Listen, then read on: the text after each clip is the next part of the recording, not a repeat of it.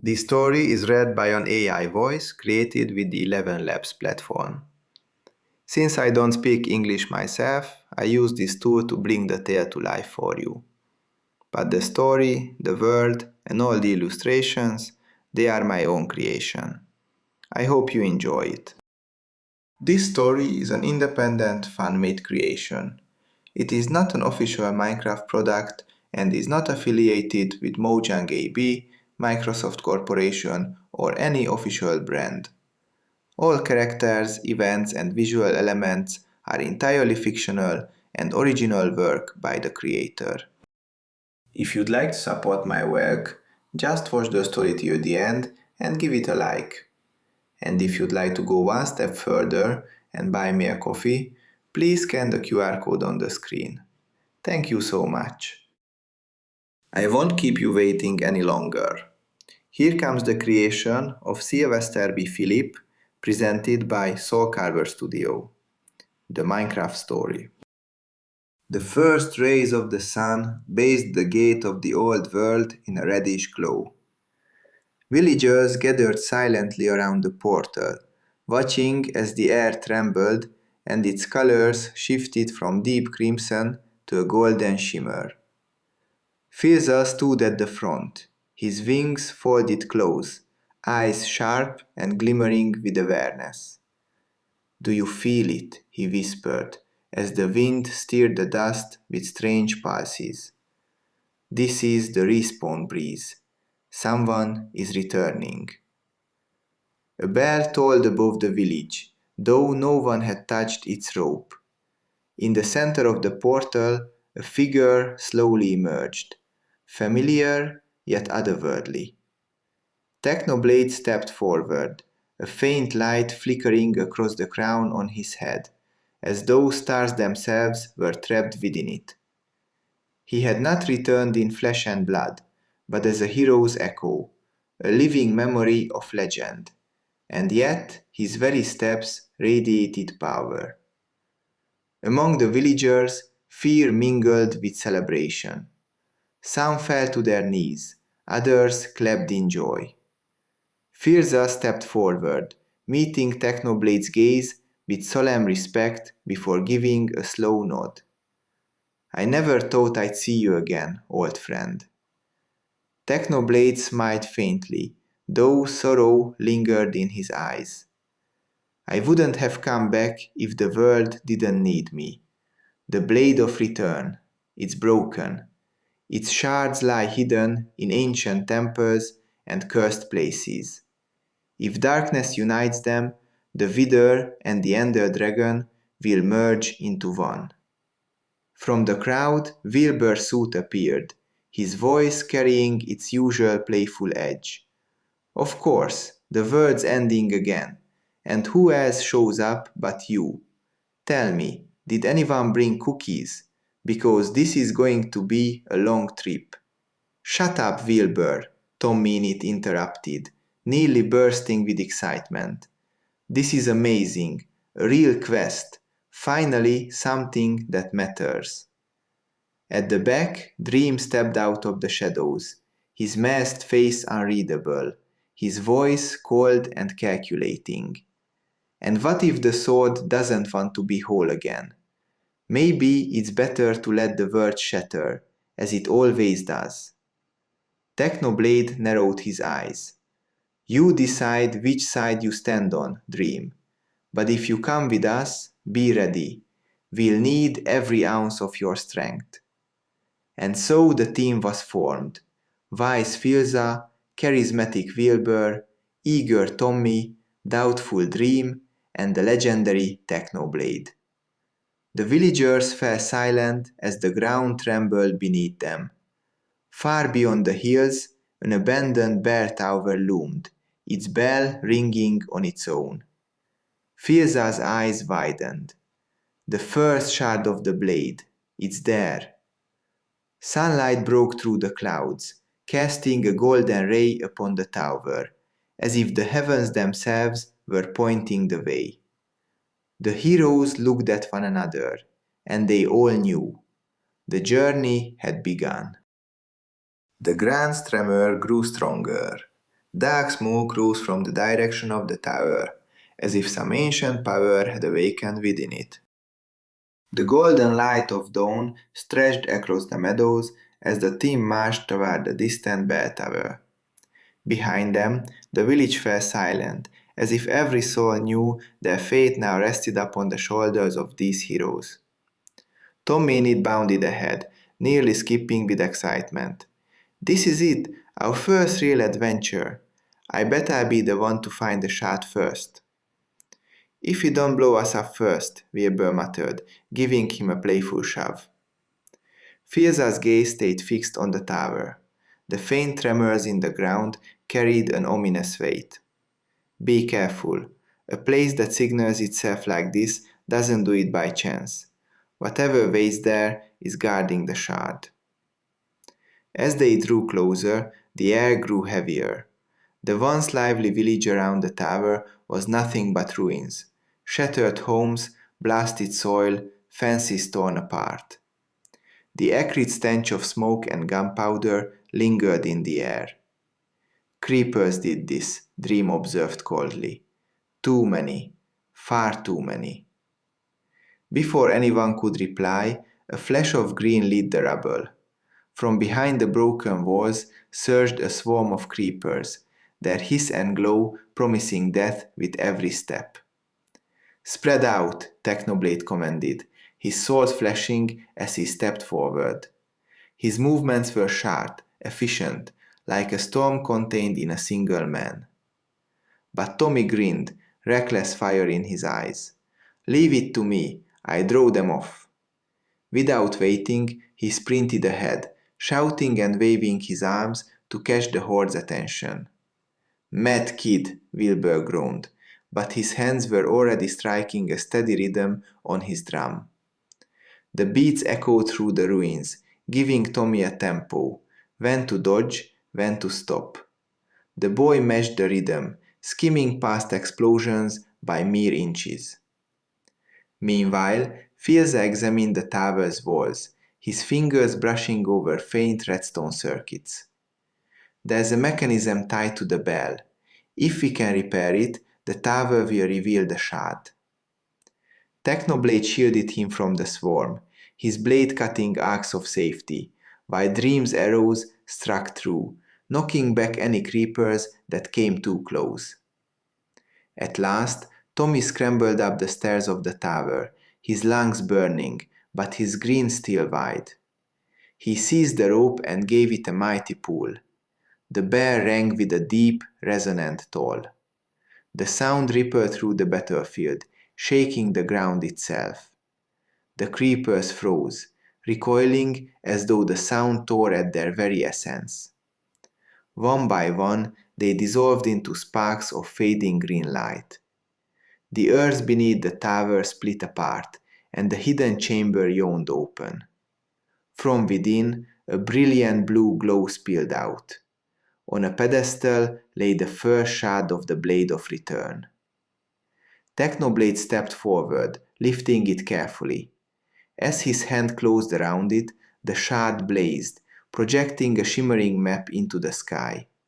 The path pointed onward, to the endless horizon of the desert. "This is only the beginning," Filza murmured. "And what a beginning," Tommy laughed, still panting. "Told you I'd find it first." Wilbur chuckled.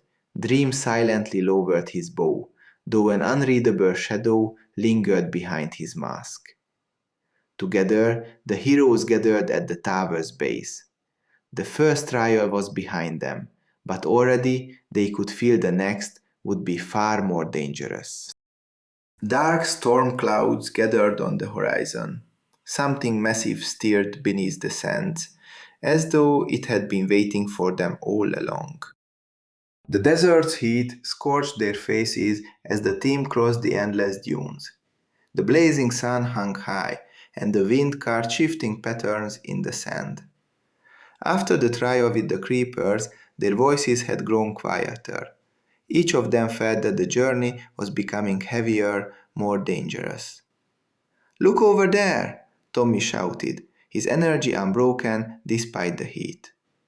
On the horizon, crumbling pillars and broken walls jutted from the sand like the bones of an ancient city. Fielza nodded gravely. This was once a great settlement. I can feel the shard's presence here. But tread carefully. This is Enderman ground. As they entered the ruins, the air grew strangely cool. Sunlight dimmed under a violet haze, casting everything in an eerie glow. From between the pillars emerged a tall, black figure, an Enderman. Unlike the others of its kind, it did not attack. Instead, it simply watched. Slowly, it placed blocks upon the ground, building a strange pattern. Wilbur tilted his head with a half smile. So, what is he, the librarian? The Enderman said nothing. The blocks it set down began to glow faintly, forming a puzzle on the cracked stone floor. When the design was complete, the ground split open, revealing a labyrinth of shifting purple walls made of shadow and light. This is a test, Fielza said. We must move as one. If we stray, the path will consume us. They stepped inside. The walls breathed like living mist, reacting to every motion. If anyone turned to look, the maze twisted closed. If they wandered too far apart, the floor itself fell away. Trust was their only weapon. Don't look at him, just follow my voice, Tommy yelled, though his pace was too quick. Left, Tommy, left, Wilbur shouted between bursts of nervous laughter. Unless you want to be swallowed whole. Dream moved cautiously, muttering beneath his mask. It's not real, just illusions. Trust, that's all that matters. Technoblade said nothing. His steps were precise, unyielding, as if he already knew the way. Fielza held them together, guiding with calm commands, steadying Tommy when he rushed ahead, and grounding Wilbur when his jokes threatened to mask fear. After what felt like endless minutes, they reached the heart of the labyrinth. Upon a black stone altar lay the second shard of the Blade of Return, glowing faintly. Technoblade lifted it, and light surged through the ruins. The maze dissolved into nothingness. The Enderman appeared once more. For a single heartbeat, it locked eyes with them. A strange warmth passed through the heroes, as though a forgotten memory of shared laughter had been gifted to them. Then, just as silently, the Enderman vanished into the void. That was nice? Tommy asked, bewildered. Or it was playing with us, Dream replied flatly.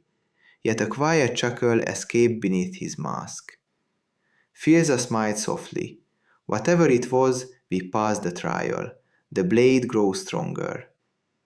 The shard's light paused, and in the distance, through the thinning haze, a forest loomed, cloaked in fog, bones cracking faintly within.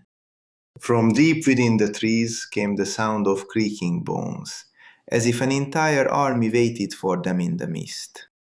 Beyond the desert's edge, the land grew darker and colder.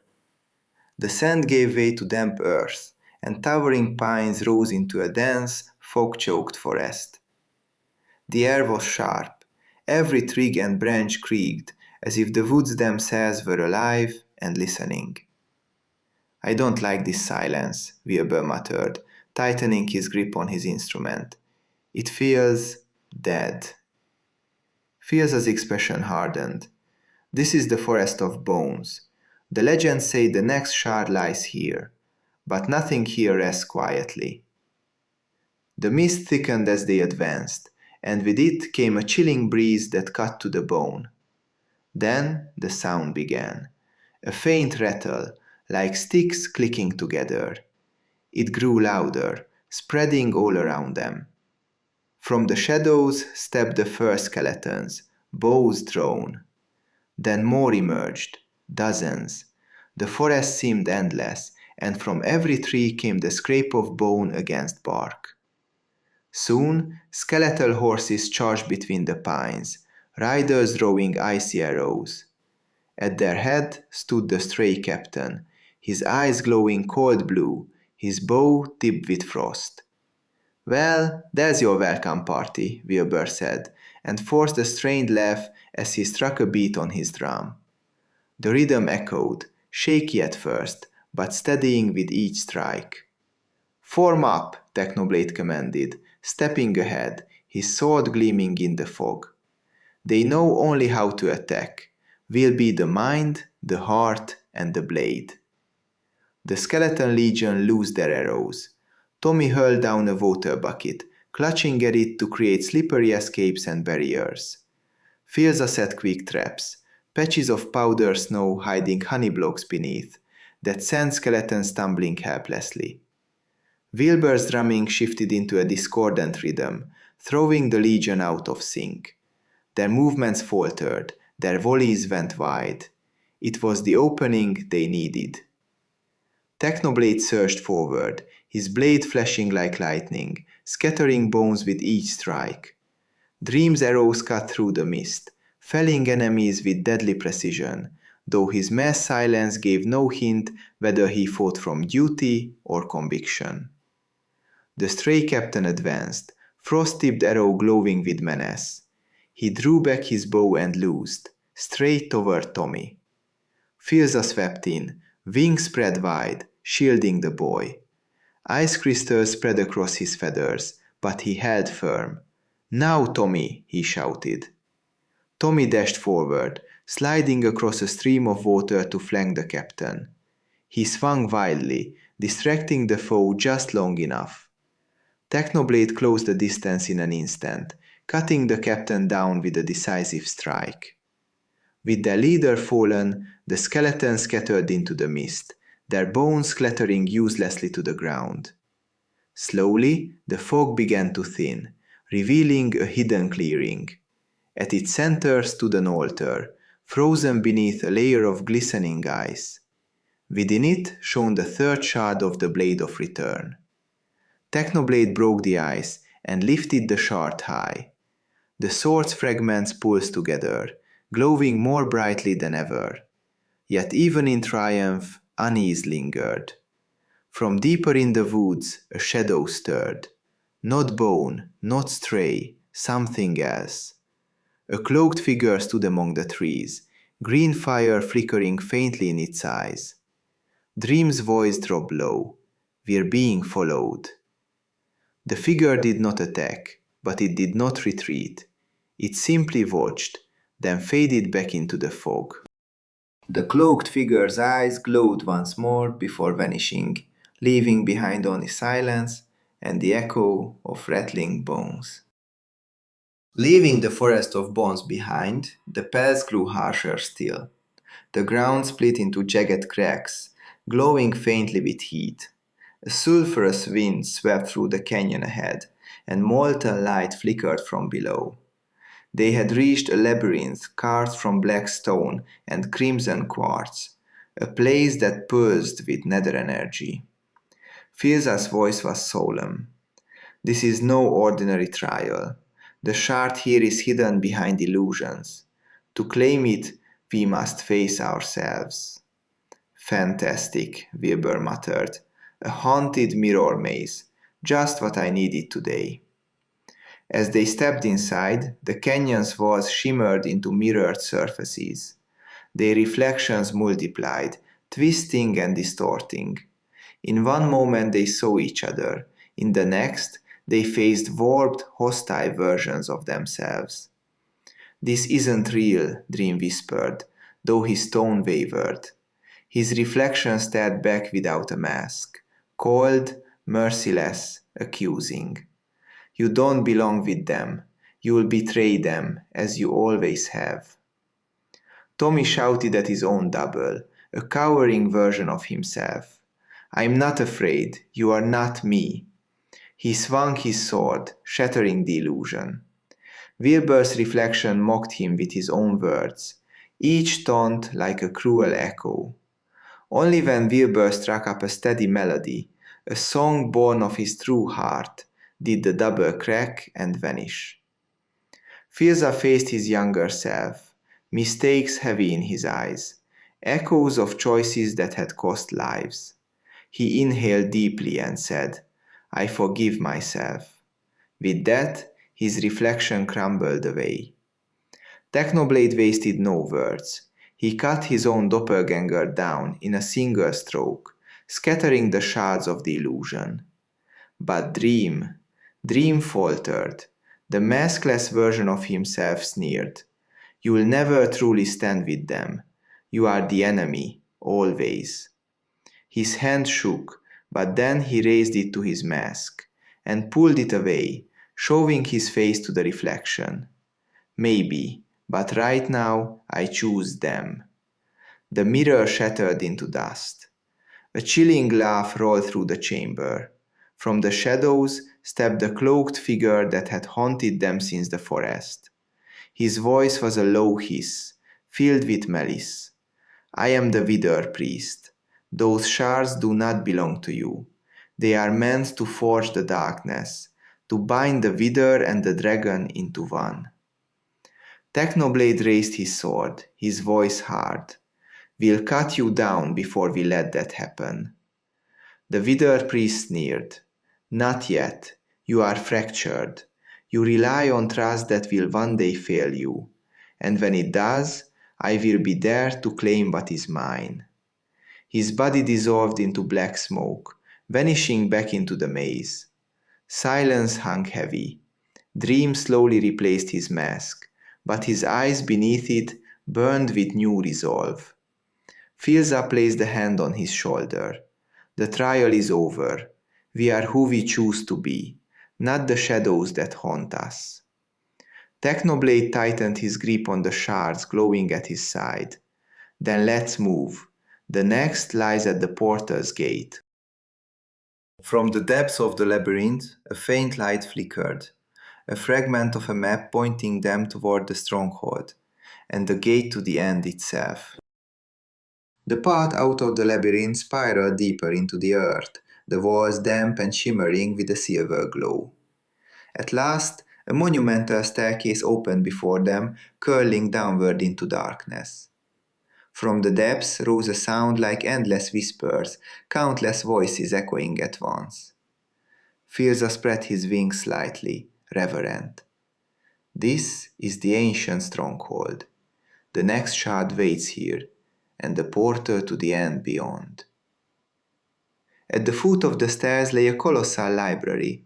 Shelves towered above them, packed with crumbling tomes and parchment. As they stepped inside, a skittering hiss erupted. Swarms of silverfish poured from between the books, crawling across the floor and walls. Wilbur recoiled. Ugh, I hate these things.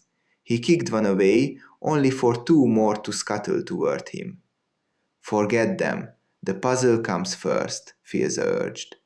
He pointed to the spines of the books, marked with strange symbols linked to faint redstone circuitry embedded in the shelves. If we can align the sequence, the library will reveal the shard. Tommy's eyes lit up. It's like a song. Wilbur, play something. Maybe the books respond to rhythm. Wilbur smirked and struck a few notes. To their surprise, the cymbals glowed in time with the melody. He shifted to a steady tune, and as he played, the circuitry paused. The shelves rumbled, sliding apart to reveal a hidden chamber. Inside, bathed in radiant light, rested the fourth shard of the Blade of Return. The silverfish hissed and scattered as the glow burned against them. Technoblade stepped forward and grasped the shard. Energy surged, and the fragments of the blade passed together, stronger than ever. The light spilled across the chamber, illuminating an ancient end portal frame set in the stone floor, its eyes empty, waiting. This is the gateway, Filza said quietly. But it lacks one eye. Without it, the portal cannot open. Dream stepped forward, his hand trembling slightly as he reached into his cloak. He revealed a single ender eye. I saved this, for this moment. His voice was steady now. Our path is the same. I know that. The group stared in silence. Then Technoblade gave a small nod. Good choice. Dream placed the eye into the frame. With a thunderous crack, the portal flared to life, its surface shimmering with purple and black. The entire stronghold shook, books crashing from shelves as the chamber began to collapse. The swirling void of the end beckoned, starlight and darkness entwined. Phil's eyes met theirs. "Are you ready?" Tommy grinned despite the fear trembling in his chest. More than ever. Together, side by side, they stepped into the portal's light. Darkness swallowed them whole. When the light returned, they stood upon cold obsidian, surrounded by endless void and towering spires. The end had come. The portal consumed them, and then silence fell. Cold obsidian stretched beneath their feet, endless void yawning all around. Towering black spires rose into the darkness, crowned with glowing crystals pulsing with raw energy. This was the end. Tommy's breath caught. This place, it's like the world's heartbeat stopped. A low, thunderous roar shattered the stillness. From the shadows of the void, vast wings unfurled, and the Ender Dragon descended, eyes blazing with violet fire. At the same time, black smoke erupted from the ground, coalescing into the monstrous shape of the Wither, its three skulls shrieking in unison. Between the spires, the cloaked figure appeared once more. The Wither priest raised his arms, voice echoing. The time has come. Darkness shall unite, dragon and Wither as one. Technoblade raised his sword high. Not while we still stand. Form up. The battle exploded into chaos. Dream's arrows flew skyward, striking the crystals to weaken the dragon. Tommy hurled ender pearls, teleporting atop the spires, smashing the crystals with reckless speed, barely avoiding the dragon's sweeping wings. Wilbur's music rang out like defiance itself, his rhythm breaking the Wither's blasts out of sync. Feels a sword on his wings, darting between towers, catching Tommy when a mistimed leap nearly sent him into the abyss. "Stay focused," he shouted, steady as ever. The Wither unleashed volleys of crackling skulls, blasting the battlefield apart. The dragon swooped low, its roar rattling bones and stone alike. The heroes scattered, each fighting for survival. Technoblade charged forward, blade flashing. He drew the shards together, forcing them into the hilt. The fragments pulsed, then fused. From deep within the dragon's chest, a final shard tore free, glowing like a captured star. "The last piece," Technoblade cried. As it slid into place, the blade of return blazed to life, whole at last. The Wither priest screamed, shadows writhing. "No! That blade belongs to the void!"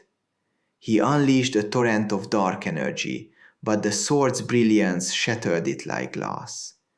The dragon shrieked, the Wither bellowed, but the heroes pressed on. Dream loosed his final arrow. Wilbur's song built to a crescendo. Tommy leapt, striking down with everything he had. Filza shielded them all with his wings, and Technoblade, crown shining, eyes fierce, drove the blade through the heart of the darkness. Light exploded, swallowing the dragon and Wither in one blinding wave. Their cries echoed and then were gone, leaving only silence.